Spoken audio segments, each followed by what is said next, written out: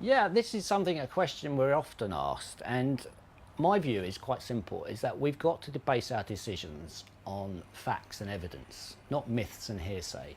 So here's sort of the facts about wind farms. About 70 to 80% of the time, wind farms turn in the wind and generate electricity.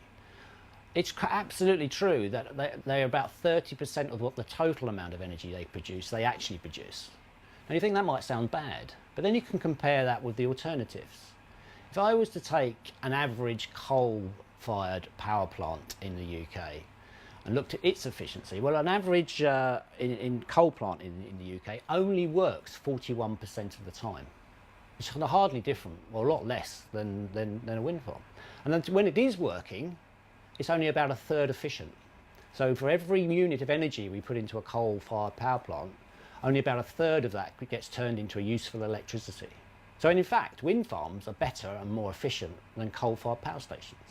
You know, even nuclear power plants, which often people have said are the paragon of efficiency, only work 66% of the time.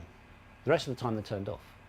And when they are working, I'll get the figures right, they're only 38% efficient. So they only work 2/3 of the time, and when they are working, they're only 38% efficient.